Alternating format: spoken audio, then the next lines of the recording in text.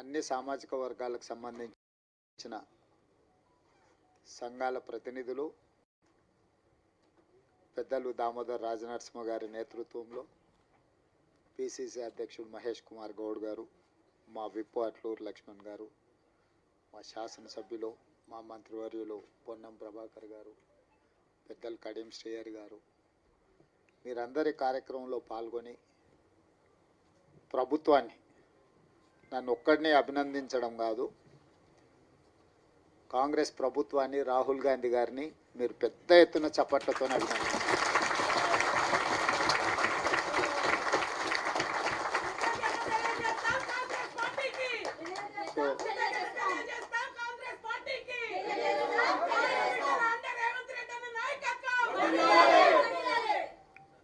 నేను ఎందుకు ఈ మాట చెప్తున్నా అంటే, మన నాయకుడు రాహుల్ గాంధీ గారు పట్టుదలతోని లేకపోతే ఈ మాదిగ ఉపకులాల వర్గీకరణ అమలు చేసే శక్తి నాకు రాకపోతుంది. వారు చాలామందికి భిన్న అభిప్రాయాలు ఉన్నా రాహుల్ గాంధీ గారు నువ్వు ఇది అమలు చెయ్యి, నేను ఉన్నా అని భుజం తట్టడంతో ఎన్ని సమస్యలు వచ్చినా దాని ఒక క్రమ పద్ధతిలో మంత్రివర్గ ఉపసంఘం వేసినప్పుడు నేను దామోదర్ రాజనరసింహ గారిని ఉపసంఘం చైర్మన్గా ఉండాలని నేను అడిగిన. దామన్న అన్నాడు, నేను కాదు ఉత్తమ్ కుమార్ రెడ్డి గారిని పెట్టు, అందరినీ సమన్వయం చేసుకోవాలి, రేపు నేనే ఉండి చేస్తే దామోదర్ రాజనరసింహ గారు ఆ సామాజిక వర్గానికి సంబంధించిన వాడు కాబట్టి వడ్డించేవాడు వాళ్ళోడే, వాళ్ళకే ఎక్కువ వడ్డించిందని చెడ్డ పేరు వస్తుంది. అట్లా కాకుండా మా న్యాయమైన హక్కు ఎవరిచ్చినా మాకు తప్పకుండా ఇస్తారు కాబట్టి ఉత్తమ్ కుమార్ రెడ్డి గారిని చైర్మన్గా పెట్టు అని వారు సూచన చేశారు. ఉత్తమ్ కుమార్ రెడ్డి గారిని చైర్మన్గా పెట్టి, దామన్నను కో చైర్మన్గా పెట్టి, పొన్నం ప్రభాకర్ గారిని, సీతక్కను, అదేవిధంగా శ్రీధర్ బాబు గారిని అందరినీ కమిటీలో వేసి, మల్లు రవి గారిని కూడా ఈ కమిటీలో పెట్టి 6 సార్లు సమావేశం చేసిన తర్వాత ఇది 7 మంది న్యాయమూర్తులు ఇచ్చిన జడ్జిమెంటు.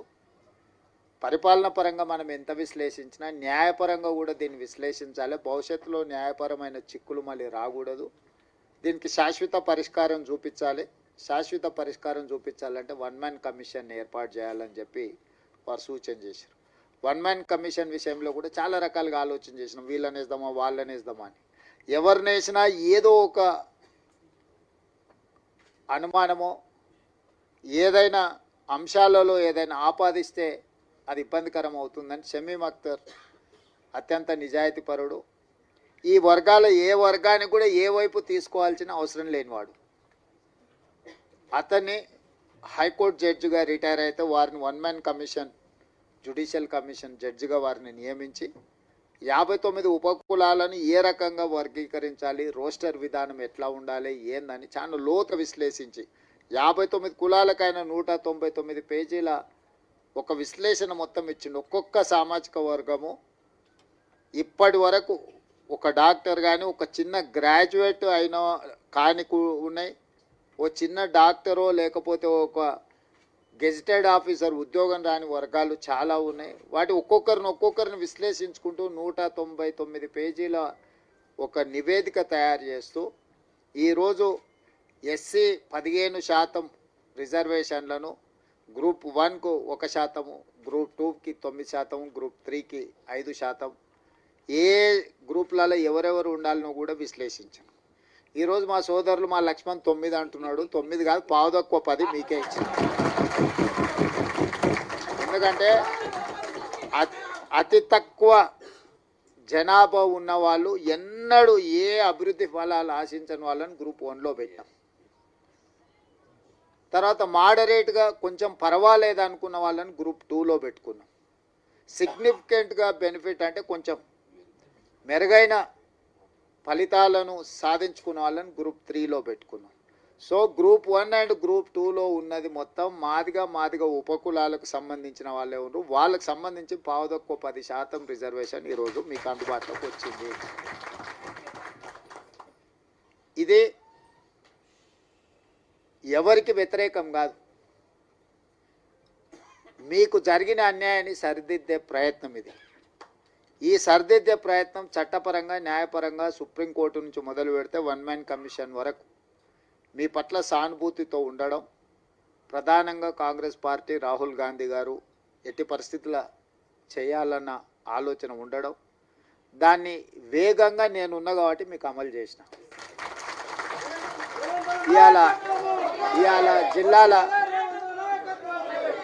ఇవాళ జిల్లాలో మొదటి నుంచే నేను జడ్పీటీసీ కావచ్చు, ఎమ్మెల్సీ కావచ్చు, ఎమ్మెల్యే కావచ్చు, ఎంపీ కావచ్చు, ఇవాళ ముఖ్యమంత్రి కావచ్చు, ఏ స్థాయిలో నేను రాజకీయాలలో చిన్నది పెద్దది ఏ పదవైనా ఉండని మాదిగోళ్ళ పిల్లలు న్యాయంబడే తిరిగి ఎన్నికల ప్రచారం చేశాను. నేను ముందు నుంచి చెప్పిన, ఇప్పుడు కాదు, 2014లో తెలంగాణ రాష్ట్రం ఏర్పడ్డ తర్వాత అసెంబ్లీలో తీర్మానం పెట్టండి, ఈ ఎస్సీ వర్గీకరణకు తెలంగాణ కొత్తగా ఏర్పడ్డ తెలంగాణ రాష్ట్ర ప్రభుత్వం అనుకూలంగా ఉన్నది అని కేంద్ర ప్రభుత్వానికి తీర్మానం పంపించండి అని సావధాన తీర్మానం ప్రవేశపెడితే ఆనాటి ముఖ్యమంత్రి గారు నన్ను, మిత్రుడు సంపత్ కుమార్ని, సాండ్రా వెంకటవీరయ్యని సభలో నుంచి బహిష్కరించిండు. మేము పెట్టిన తీర్మానమే విధిలేని పరిస్థితిలో సభ ఏకగ్రీవంగా ఆమోదించాల్సిన పరిస్థితి వచ్చింది. ఆనాడు అఖిలపక్షాన్ని తీసుకెళ్తాను, మళ్ళీ ఎన్నడూ తీసుకెళ్ళాలి. సరే, మీరు కొంతకాలం ఓపికగా చూసిర్రు, అవకాశం ఇచ్చిండ్రు, మీకు సహనం ఓపిక ఎక్కువ. మీరు 10 ఏళ్ళు అవకాశం ఇచ్చుకుంటా ఈరోజు రేపు ఈ సంవత్సరం వచ్చే సంవత్సరం ఆపై సంవత్సరం జరగకపోతుందా అని ఎదురు చూసిర్రు. ఇక 10 ఏళ్లలో మీ సమస్యకు పరిష్కారం కాకపోతే ఈ సమస్యకు పరిష్కారం ఉన్నోళ్ళని దించడమే అని మీరు భావించిండ్రు.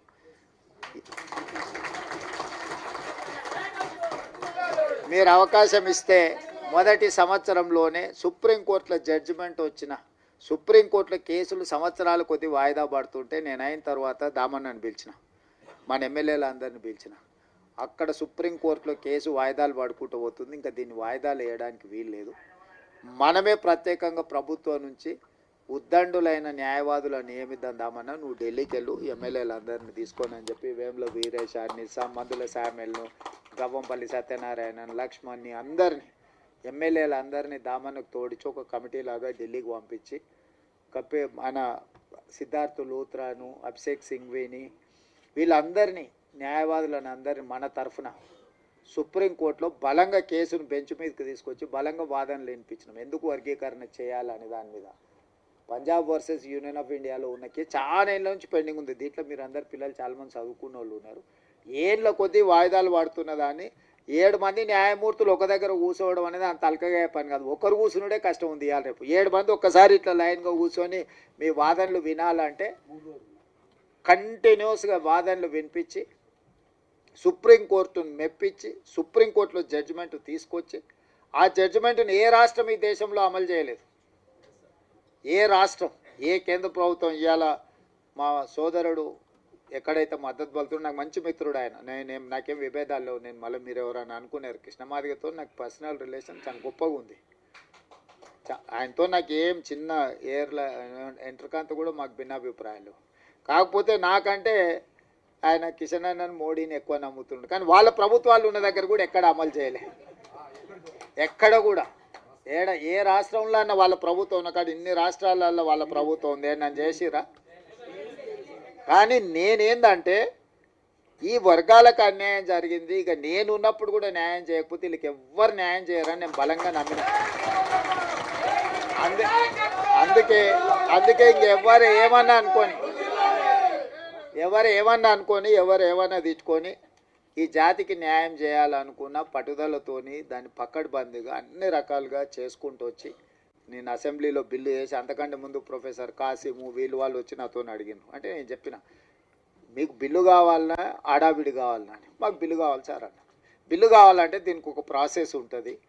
పిల్లగాడు ఎంత తెలుగుకల్లో చదువైనోడైనా వాడు సంవత్సరం చదివినాకనే పరీక్షలు పెడతాం కదా. దీనికి కూడా ఈ ప్రాసెస్ కూడా ఒక పద్ధతి ఉంటుంది. అసెంబ్లీ కానీ లేకపోతే క్యాబినెట్ కానీ కమిషన్ కానీ రిపోర్ట్ కానీ దాన్ని చట్టం రూపొందించాలి. చట్టంలో లొసుగులు ఉండొద్దు.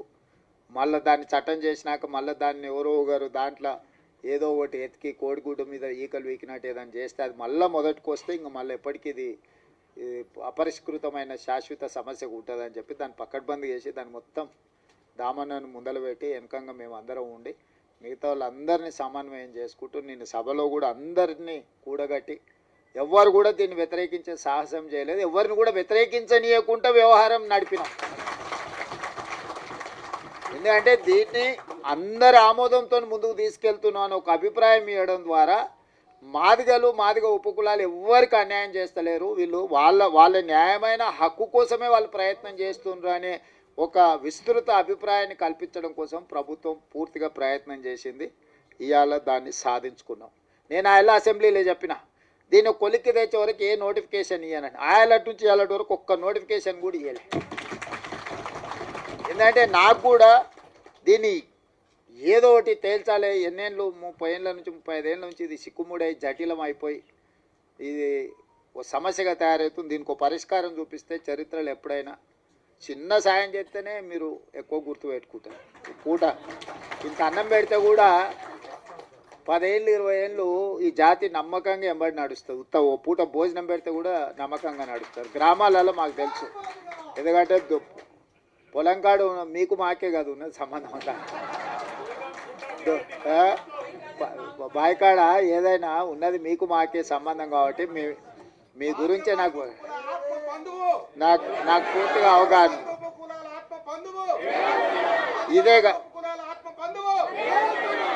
ఇదే కాకుండా నేను అయిన తర్వాత state election commissioner Ismail Pullaiah గారి కూతురు రాణి కుమిదిని మాదిగా ఆడబిడ్డని నేను వేసిన. 100 ఏళ్ళ హిస్టరీ ఉన్న ఉస్మానియా యూనివర్సిటీకి 100 ఏళ్ళ నుంచి ఏ దళితుడు కాలే.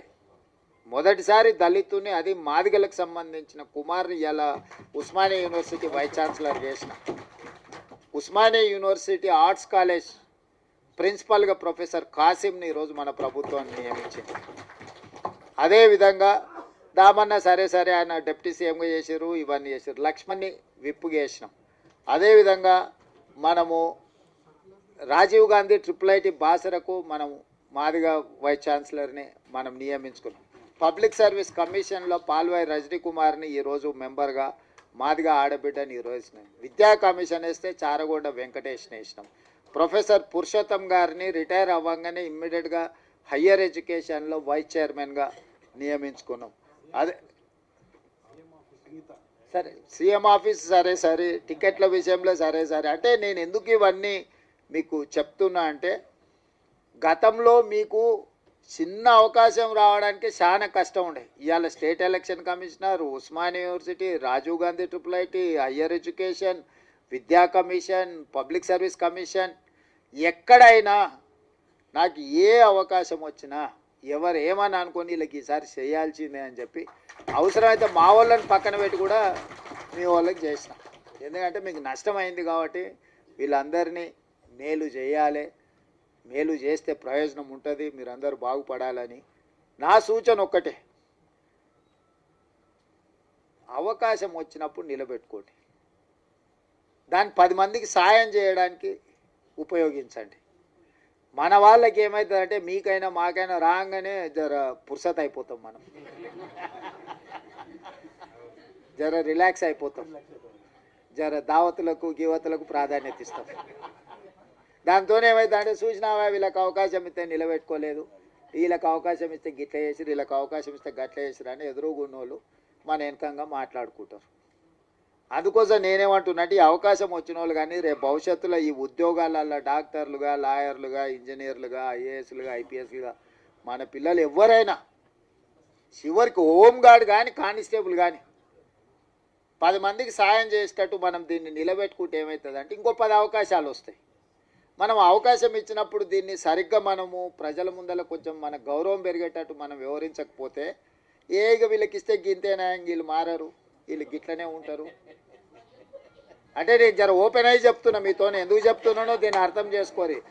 అంతా బాగుందని చెప్పి మీకు చేతులు కలిపి ఫోటో దిగి పంపొచ్చు, కానీ దానివల్ల పూర్తి స్థాయి ప్రయోజనం లేదు. మనకి ఏ అవకాశం వచ్చినా దాన్ని నిలబెట్టుకొని అరే వీళ్ళకి ఇస్తే సమర్థులే, బాగా చేస్తారు, 10 మందికి ఉపయోగపడతారు, జర పద్ధతి మీద ఉంటారని మనం నిరూపించుకుంటే ఏమవుతుందంటే ఇంకో 10 అవకాశాలు కొత్త వాళ్ళకి వస్తాయి. మనం దాన్ని ఆ అవకాశాన్ని మనం సరిగ్గా ఒడిసి పట్టుకోకపోతే ఏమవుతుందంటే ఎక్కడో ఒక దగ్గర వీళ్ళకి ఇస్తే గిట్టనే చేస్తారా అని మీకు మాకు ఆ చెడ్డ పేరు రావద్దు. అందుకోసమని ఇచ్చిన అవకాశాలు వీడు ఇచ్చిన వాళ్ళకే కాదు, రేపు వచ్చే అవకాశాలలో ఏ ఉద్యోగం వచ్చినా ఎవరన్నా మనోళ్ళు వస్తే కూర్చోబెట్టి మర్యాద ఇచ్చి పని ఉంటే చేసి పెట్టురు, లేకపోతే వాళ్ళకు సలహా ఇరు. ఒకసారి వాళ్ళకి తెలియదు పాపం, ఎక్కడి నుంచో కింద నుంచి కష్టపడి వస్తాడు. వాళ్ళకి తెలియక ఏదన్నా అట్లా ఇట్లా కొంచెం మాట్లాడతారు, వాళ్ళు కూర్చోబెట్టి మాట్లాడేది నేర్పాలి, పని ఎట్లా చేసుకోవాలో నేర్పాలి, ఈ పని ద్వారా 10 మందికి ఎట్లా మనము సాయం చేయాలో కూడా వాళ్ళకి కొంచెం ఓపిక తెచ్చుకొని నేర్పాలి. మేము అయిపోయినాం కాబట్టి మేము ఇంకా మిగతా వాళ్ళకి మేము పెద్దగా చెప్పము అనే విధానం మనకు ఉండొద్దు. ఎందుకంటే ఇది ఒక గొప్ప అవకాశం. ఈ గొప్ప అవకాశాన్ని 10 మందికి ఉపయోగపడే విధంగా చేయండి. ఏదున్నా నేను ఉన్నంత వరకు మీ ఓడే ఉన్నాడు అనుకోండి కుర్చీలో. ఎందుకు చెప్తున్నా అంటే నాకేం ఇంటికి తీసుకుపోయేది ఏంది లేదు. నేను ఏది నా ఇంటికి తీసుకుపోను. 10 మంది ఇబ్బందులు ఉన్న వాళ్ళకి సాయం చేయడానికి నేను ఉన్నా. నాకు పేరు తప్ప ఇంకేంది లేదు. అరే నన్ను కనిపిస్తే మీరు నమస్కారం పెడితే నాకు సంతోషం అవుతుంది. అయితే అరే మా కన్న చేసి నమస్తే అన్న, నన్ను గుర్తుపట్టకపోయినా నేను మిమ్మల్ని గుర్తుపట్టకపోయినా నమస్తే పెడితే నేను చేసిన పనికి నాకు సంతోషం కలుగుతుంది. నేను అంతమించి మీ నుంచి ఏం ఆశిస్తలేదు. ఆయన సతీష్ మాదిగా నేను పొట్టేలు కోసి దావతీయమని కూడా నేనేం అడుగుతలేదు. ఆయన కూడా అప్పుడప్పుడు చెప్తుంటా కానీ వినడు, అప్పుడు అట్లా ఇట్లా చేస్తుంటాడు. ఆయన దృష్టిలో పెట్టుకొని ఇప్పటి దగ్గర చెప్పిన, శిలక్కి చెప్పినట్టు చెప్తినరా నాయన నీకెందుకు నేను ఉన్నా కదా అని అంటే ఉన్నట్టు ఉంటాడు, అప్పుడే అట్లా పోయేస్తాడు.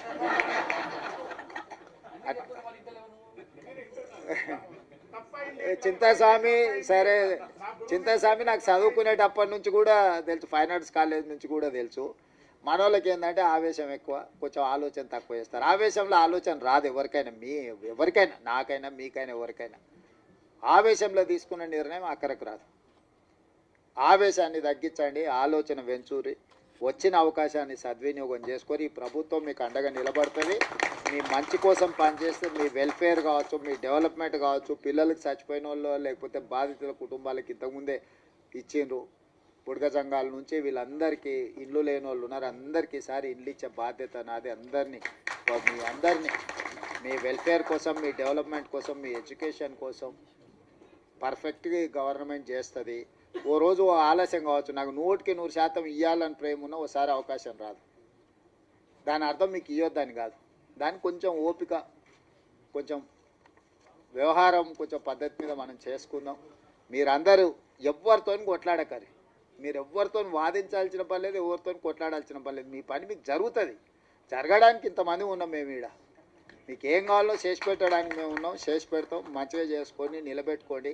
పిల్లల్ని మంచిగా కోచింగ్ సెంటర్లకు పంపించుర్రి, ప్రిపేర్ చేయండి, పాస్ చేయించుండ్రి. వాళ్ళకి ఎడ్యుకేషన్కి ఏం కావాలనో, వాళ్ళ కోచింగ్లకు ఏం కావాలనో కూడా ఫర్దర్గా చేద్దాం. ఎందుకంటే ఇప్పుడు వరుసగా నోటిఫికేషన్లు వస్తాయి. ఈ నోటిఫికేషన్లో పిల్లలు సెలెక్ట్ కాకపోతే మనం ఇచ్చిన ప్రయత్నం అంత ఏంది? బ్యాక్లాగ్ పోస్టులు ఎందుకు ఉండాలి? పిల్లల్ని చదివించురు, వాళ్ళ చదువులకు కావాల్సిన, వాళ్ళ కోచింగ్లకు కావాల్సిన ఏమున్నాయి, ఫారెన్ పంపించడానికి స్కాలర్షిప్లు ఉన్నాయి, అన్నీ ఇస్తా. పిల్లల్ని పంపించురు, బయటికి పంపించరు. ఎంతసేపు మన ఊర్లోనే మనం ఉండి, మన ఇళ్ళలోనే మనం ఉండి, మన దగ్గరనే ఉండి, ఇక్కడనే మనం ఇందులోనే ఇది చేయకంటే కొంతమంది చదువుకున్న వాళ్ళు చిన్న బయటకు పోతుంటే వాడు పెద్దోడు అవుతాడు, ఎదుగుతాడు, సమాజానికి ఉపయోగపడతాడు. వాడిని చూసి ఇంకో 4 తయారవుతారు. అరే మావాడు అమెరికాకు పోయి మేము కూడా పోతుంటాం, వాడు పోయినోడు 4 తీసుకుపోతాడు. ఒకరు పోయినరా అనుకో, 4 తనకు తెలిసిన వాళ్ళే తీసుకుపోతాడు కదా. అట్లనే మన దాంట్లో కూడా ఎవరైనా పోయేది ఉంటే కొంచెం భుజం దట్టూరి చేయరి, ఏ పని ఉన్నా వచ్చి చేయించుకొని పోండి. మీ అందరిని చూసి నాకు మంచి సంతోషమైంది.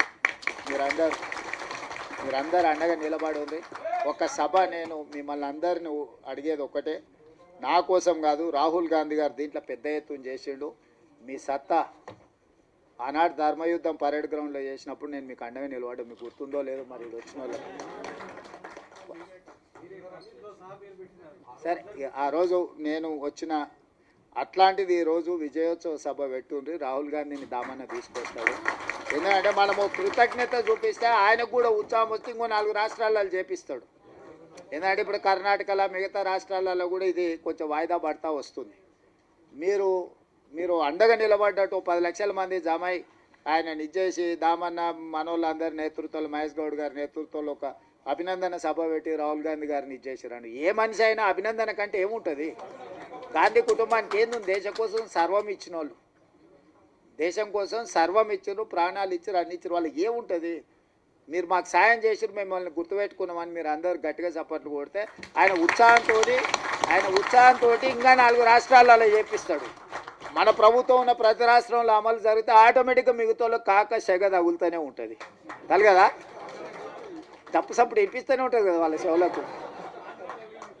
అందుకోసమని ఈడ కదలంగానే అవతల పక్కలా కొంచెం కదులుతూనే ఉంది కదా. ఆ పక్కన ఈ పక్కన ఆటోమేటిక్ అట్లా కదులుతుంది. అరే వీళ్ళంతా రాహుల్ గాంధీ అమ్మడు పోయేటట్టు ఉన్నారంటే భయానికైనా చేస్తారు. అప్పుడప్పుడు జర తెలుగుగా భయపెట్టి కూడా చేసేది నేర్చుకోండి అని తెలియజేస్తూ సెలవు తీసుకుంటున్నా. జై రేవంత్ అన్న, జై దామన్న. సార్ ఇక్కడ ఉన్న వాళ్ళందరూ ఫోటో దిగుతారు సార్, ఒక్క నిమిషం.